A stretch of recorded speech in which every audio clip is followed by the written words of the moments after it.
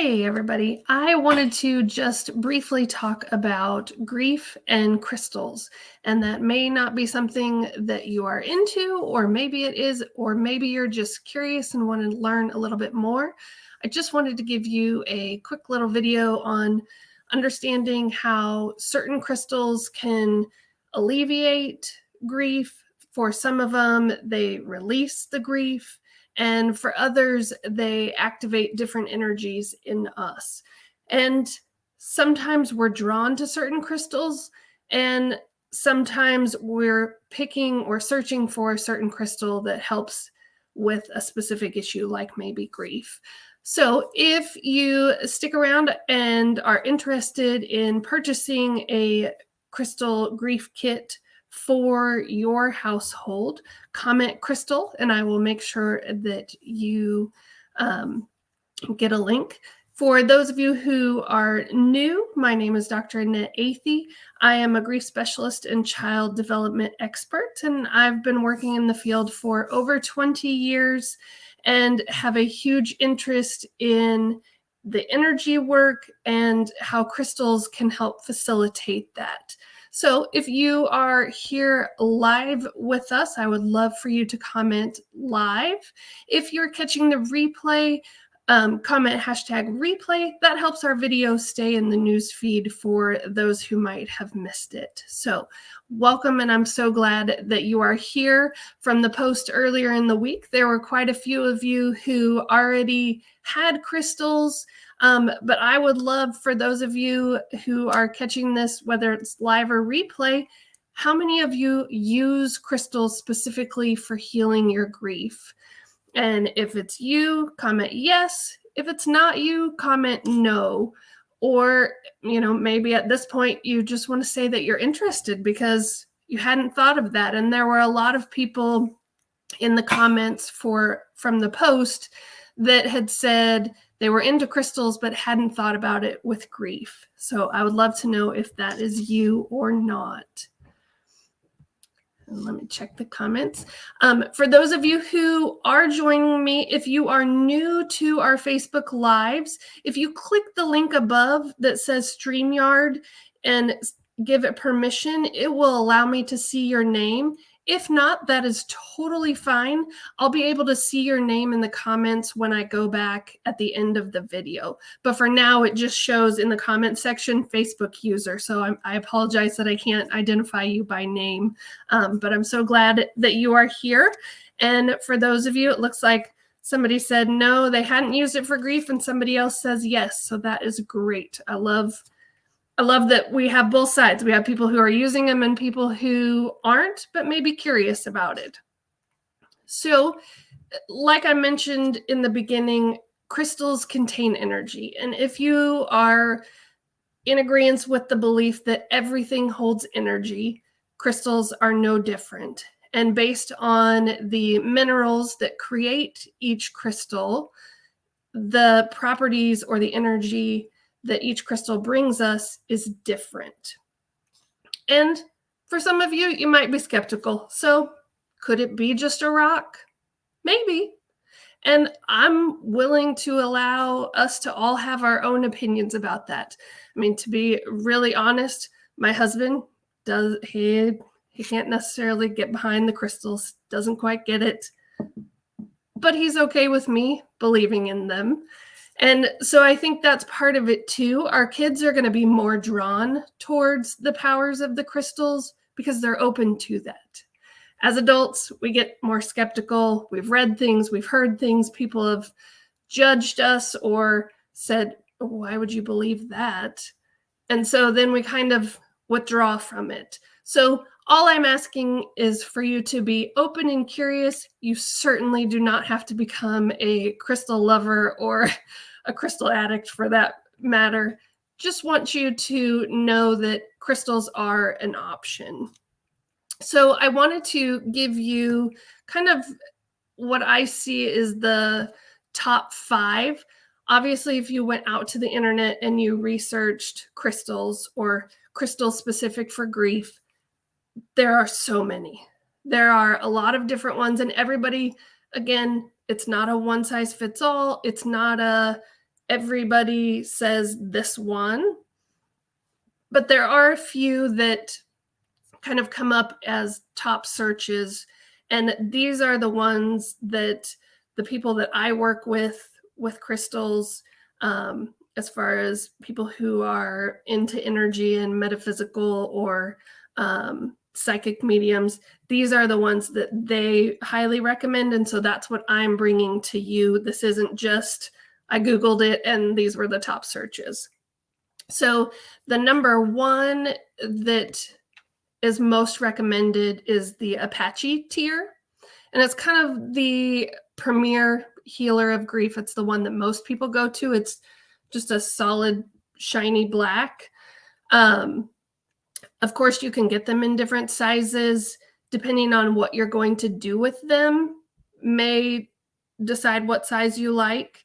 The other thing is everybody has a difference in opinion on what do you want it to look like? Do you like the ones that are perfect, shiny, or do you like the ones that are more of a raw, more of a matte finish almost, if you will? And so as I kind of show you the crystals I have, we'll kind of talk about the differences. So again, the Apache tier is kind of one of the better known or most used for grief. The pink amethyst, and this is kind of a new one to me. I hadn't ever used a pink amethyst. I've been using it now for a couple months. I don't know if you can see. So this one obviously is too big to fit in a necklace or to carry in my pocket.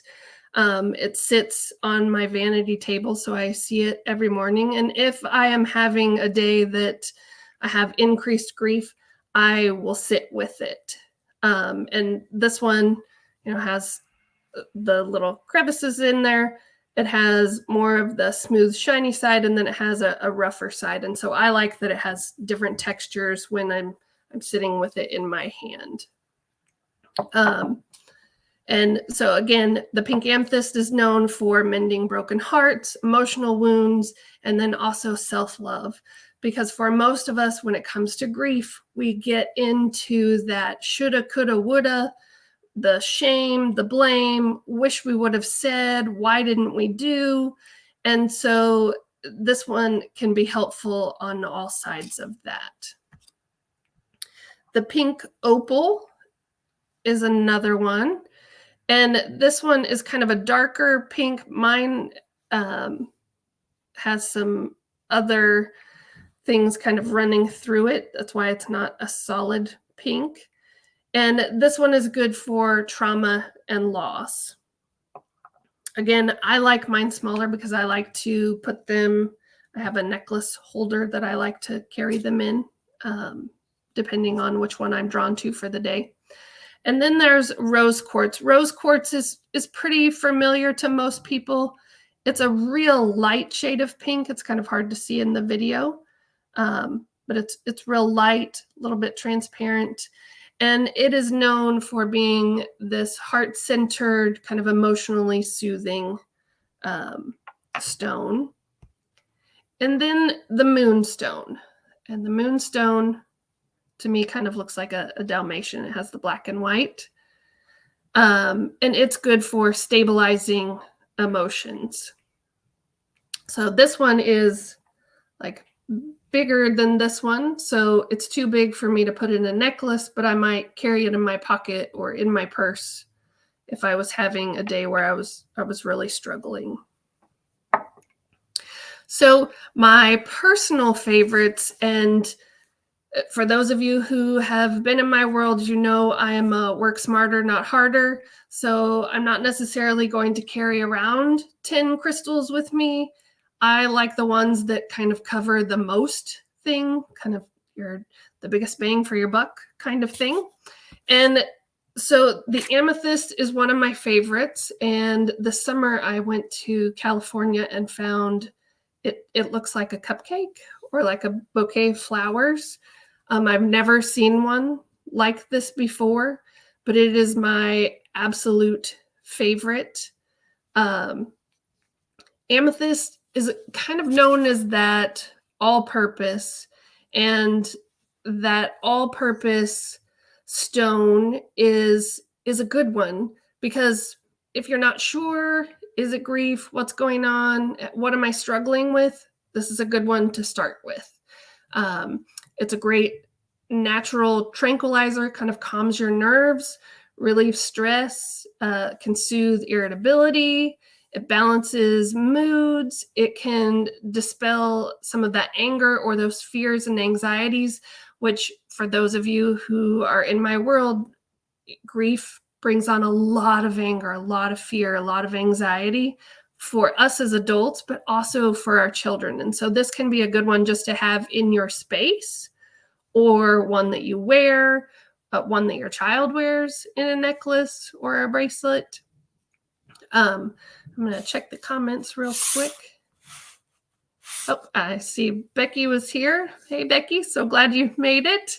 And my daughter, Savannah, and she highlighted Chantel. So Chantel is one of our crystal ladies that we buy a lot of crystals from.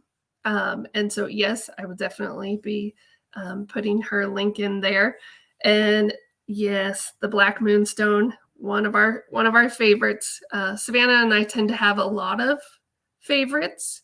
And Savannah says she uses the amethyst on her test. So yeah, again, multi-purpose. And I'm all about a stone that I could just have one of that gets the job done. I actually brought it into my office for some of the people that I see in person. And one of my clients walked in and she was very amped up from the day, had a lot going on. There was also a grief anniversary, and she was having trouble kind of settling her nerves. And so for whatever reason, that morning when I woke up, I had this thought of, I should really take this to the office.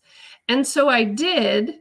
And she immediately, when I handed it to her, I said, I don't know if you're into crystals or not, but I just wanted to share this with you and see if this is helpful. And within about 5 to 10 minutes of her sitting with this crystal in her hand, she immediately was like, wow, I feel so much calmer, so much more relaxed. She was like, was that because of the crystal? I said, well, I like to believe that it is. Again, if you want to believe that, that's fine. If you're not a believer, that's okay too. The other big one that I kind of see as a multi-purpose is the smoky quartz. And as I was talking to you about the Apache tear, see, the Apache tear is very smooth and shiny. I like the raw quartz because it has, let's see if I can get it closer there for you to see. It has kind of inclusions, it has bumps, it's not perfect by any means. And for me, I tend to be drawn to the ones that are not perfect. I like the ones that kind of, to me, they hold the story. They show that they've had some life experience, some bumps and bruises, but they're still here and they're still powerful. And to me, that is very significant. And so those tend to be the ones that I'm drawn to.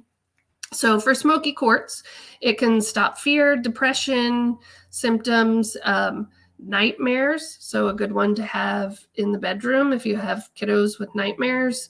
It's very emotional, brings stability there. It can promote positive thinking. And with grief, we can sometimes get stuck in that negative thinking where everything feels awful, everything feels bad, it's never going to get better. And the other powerful thing that I really noticed immediately the first time I started using this one is it repels negative energy. So let's say you have to go to a room or an environment or a group that they tend to be pretty negative people, and you're like, I don't know that I can handle that today. I always make sure I wear my smoky quartz on those days. And it almost kind of creates a bubble that keeps the negative out. And I notice it really makes a difference in if I fall into that negative thinking or if I'm able to stay in the positive mindset. So I am curious how you use your crystals. So for those of you who are on here, again, whether you're watching live or the replay, how do you use your crystals? What are some ways? And I know that in the post earlier this week, Destiny had shared a picture of her area where she set it up with the crystals and the pictures of her loved ones. And so that is always an option or something you can do. But again, drop it in the chat. I would love to hear how you use yours. I'm going to check the comments.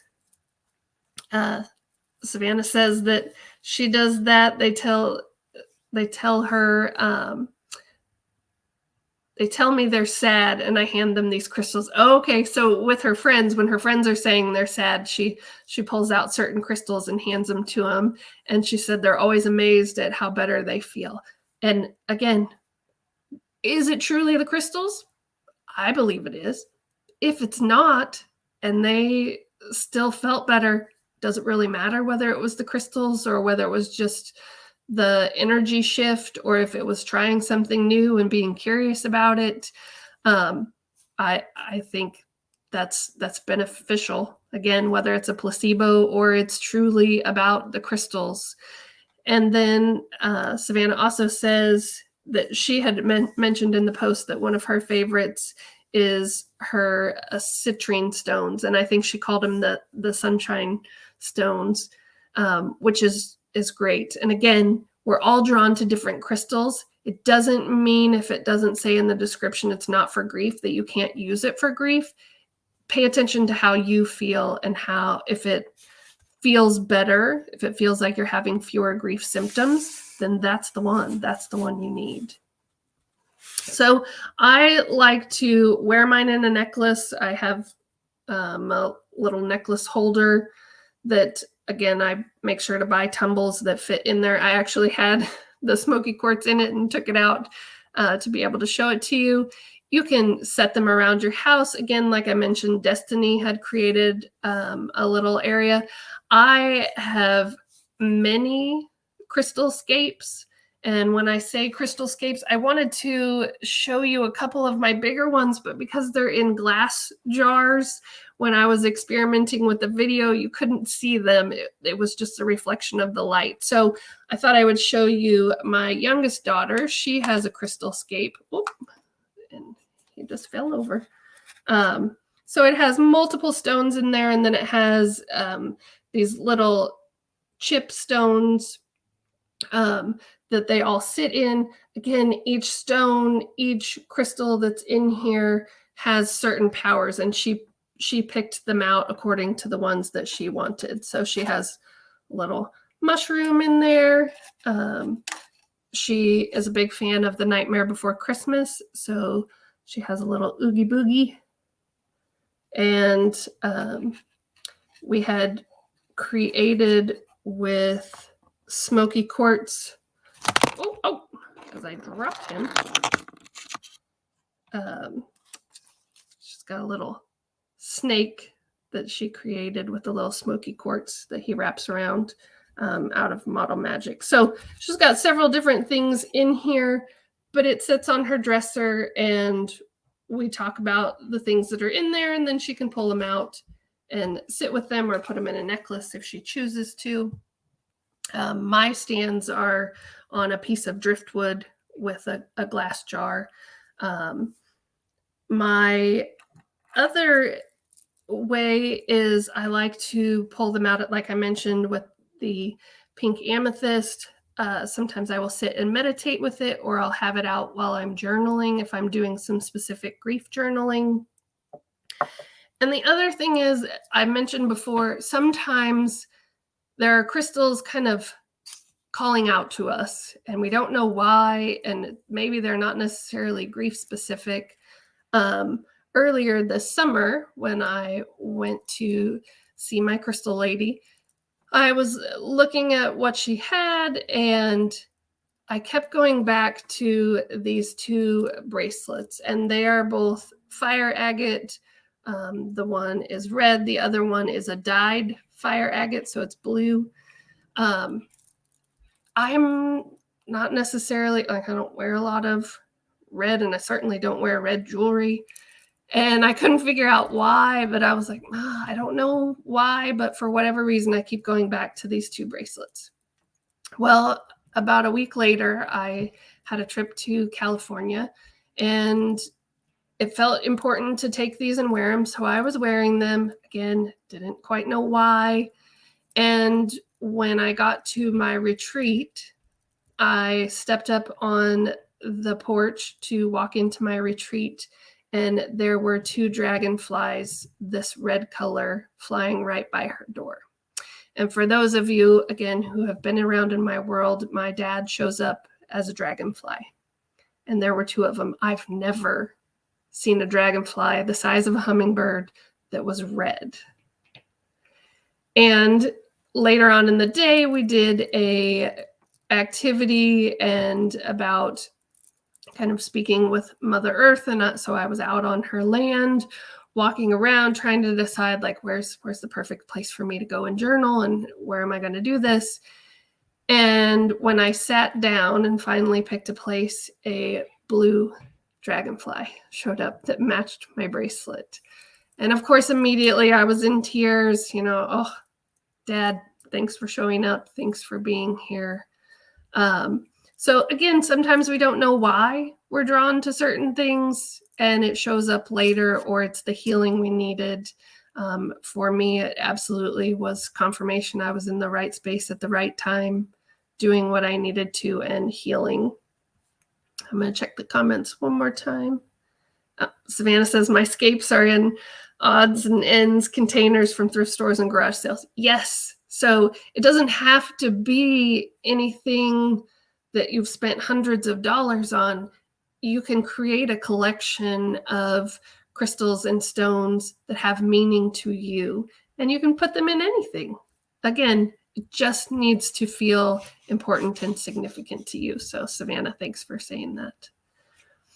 So for any of you who might be interested in purchasing a grief crystal kit for your family, if you don't have access to crystals or have a crystal lady like I do, I actually have two, I would be happy to talk with you about what you're looking for and get that put together and sent to you. If this is something, again, our kids tend to be more open to the crystals, more receptive. And if you've done everything else, this definitely can't hurt. This could be the thing that helps some of that grief energy move in your family and give you something to talk about and come together as a family and decide to try. Be curious and be open to it. So I'm so glad for those of you who were here. And if you have any questions, please feel free to comment in the post. I will definitely go back and check comments. So thanks again, and hope you guys have a great weekend.